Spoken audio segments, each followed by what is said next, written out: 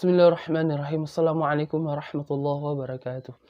Alhamdulillah, salatu wassalamu ala nabiyina Muhammadin sallallahu alaihi wasallam. Kaum muslimin wal muslimat yang dimuliakan Allah Subhanahu wa taala, kami sebagai panitia pembangunan Musalla Ummahatul Mukminin ada beberapa hal yang kami sampaikan kepada ibu bapa al-muhsinin dan seluruh kaum muslimin dan kaum muslimat. Azanillahu wa iyyakum.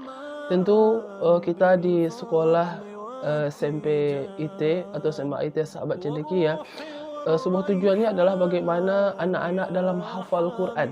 Mereka menghafal Quran, sibuk dengan Al-Quran, dan alhamdulillah khusus di Pondok Putri, mereka di boarding schoolnya lebih dari 60 orang menghafal Al-Quran.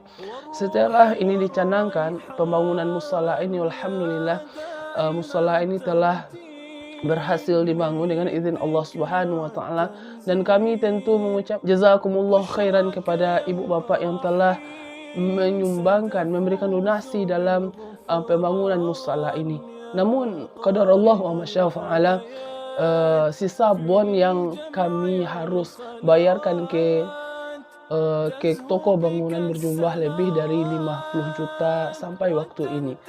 Kaum muslimin yang dimuliakan Allah Subhanahu wa taala, tentu ini adalah hutang kita bersama, hutang bagi orang yang ingin menyumbangkan hartanya di jalan Allah Subhanahu wa taala, mengambil pahala orang yang menghafal Quran di Musalla Ummahatul Mukminin Pondok Putri LPTQ SMP atau SMA Sahabat Cendekia. Jelas fadilah dalam membangun masjid Allah sangat besar. Dari hadis Nabi SAW telah menjelaskan min hadis Utsman ibn Affan radhiyallahu anna Nabi sallallahu alaihi wasallam qala man bana masajida lillah banallahu lahu fil jannati kamithlahu. Barang siapa yang membangun masjid karena Allah Subhanahu wa taala, Allah akan membangunkan semisalnya di surga. Ini fadilah besar kaum muslimin yang dimuliakan Allah Subhanahu wa taala. Kita bangun musalla ini, subhanallah, musalla ini dipergunakan untuk para penghafal Quran.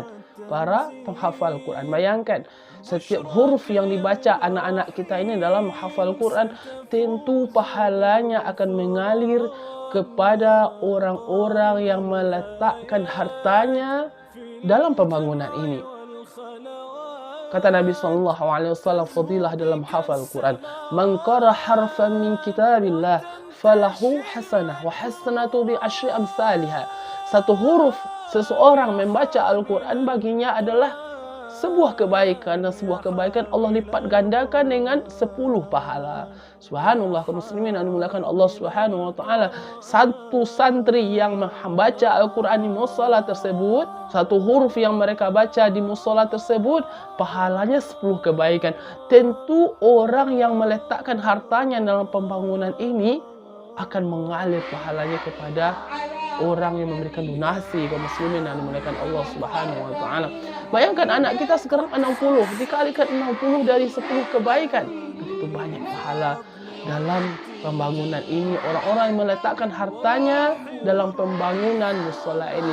Jelas orang-orang yang berani beriman kepada Allah Subhanahu wa taala dan mengimani seluruh hadis-hadis Nabi sallallahu alaihi wasallam dengan dorongan keimanan, tentu fadilah menginfakkan harta di jalan Allah sangatlah besar. Allah Subhanahu wa taala katakan surah Al-Baqarah juz 2, man dzalladzi yuqridullaha qardan hasana. Man dzalladzi yuqridullaha qardan hasana. Barang siapa yang menginfakkan hartanya, meminjamkan hartanya di jalan Allah dengan pinjaman yang baik, fayudha'ifahu ad'afan katsira. Sungguh Allah akan balas, lipat gandakan harta tersebut dengan lipat gandaan yang banyak. Hadis Nabi juga mengatakan, ma naqasat shadaqatu minal mal, tidak akan pernah berkurang harta yang disedekahkan. Kaum muslimin yang dimuliakan Allah Subhanahu wa taala, marilah kita bersama sekali lagi ambil pahala yang terbaik ini, ambil kesempatan ini. Inilah pahala jariah yang akan menyelamatkan kita di yaumul qiyamah nanti. Kata Nabi sallallahu alaihi wasallam, "Idza mata ibnu Adam inqata'a 'amalu illa bis-salas." Jika anak Adam meninggal dunia, terputuslah seluruh amal kita kecuali 3 hal. Salah satunya adalah sedekatul jariyah, harta yang disedekahkan, harta jariyah yang disedekahkan.